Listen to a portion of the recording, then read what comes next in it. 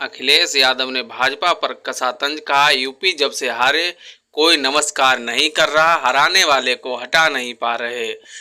नमस्कार साथियों, आप देख रहे हैं हमारे YouTube channel Avnish official 8887 channel पर यदि आप नए हो तो चैनल को जरूर सब्सक्राइब करें, वीडियो को लाइक शेयर करें। अखिलेश यादव ने मंगलवार को लोकसभा में कहा कि खुद को ताकतवर कहते हैं लेकिन जिसने यूपी में हराया उसे हटा नहीं पा रहे हैं।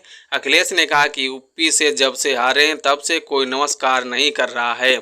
समाजवादी पार्टी के अध्यक्ष अखिलेश यादव ने मंगलवार को लोकसभा में एक बार फिर केंद्र की मोदी सरकार को जमकर घेरा। अखिलेश के संबोधन के दौरान टोका टाकी कर रहे अनुराग ठाकुर को भी निशाने पर लिया। बीच बीच में शायरी से अपनी बातों को रखा तो जमकर ठहाके भी लगे। अखिलेश ने लोकसभा चुनाव में यूपी में हुई भाजपा की हार की याद दिलाते हुए कहा, यहां तक कह दिया कि खुद को ताकतवर कहते हैं लेकिन जिसने यूपी में हराया उसे हटा नहीं पा रहे। अखिलेश ने कहा कि यूपी से हारे हैं।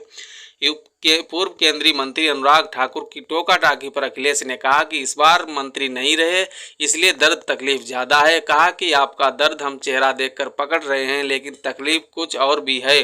दर्द मैं बताता हूं, दर्द यह है कि यूपी से जब से हारे हैं कोई नमस्कार नहीं कर रहा है। आप लोगों को तकलीफ यह है कि वह वीडियो हमने देखा है, कोई किसी को नमस्कार नहीं कर रहा है, कोई किसी को देख नहीं रहा है। जो आपने आपको बहुत ताकतवर कहते थे, जिसने हराया उसको हटा नहीं पा रहे हैं। अग्निवीर पर अनुराग ठाकुर को जवाब देते हुए अखिलेश ने दो टूक कहा कि अग्निवीर व्यवस्था समाजवादी लोग स्वीकार नहीं कर सकते। जब भी सत्ता में आएंगे साल 2 साल हम अग्निवीर को हटाएंगे।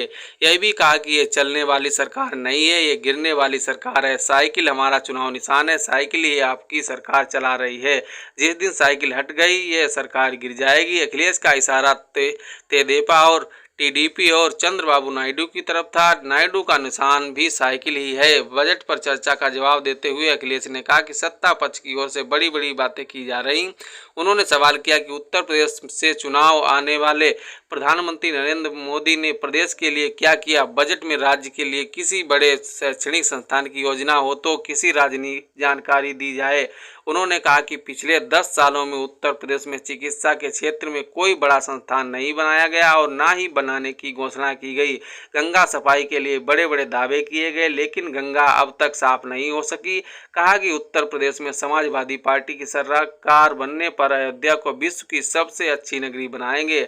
अखिलेश ने एक के बाद एक हो रही रेल दुर्घटनाओं पर चिंता व्यक्त की और पेपर लीक घटना की इतनी बढ़ गई कि मानो अखिलेश यादव ने आम बजट 2024-25 को नाउम्मीदी भरा बताते हुए कहा कि इसमें शिक्षा, स्वास्थ्य और महंगाई की समस्या से निपटने के लिए कुछ ठोस नहीं। कहा कि मोदी सरकार के इस बजट से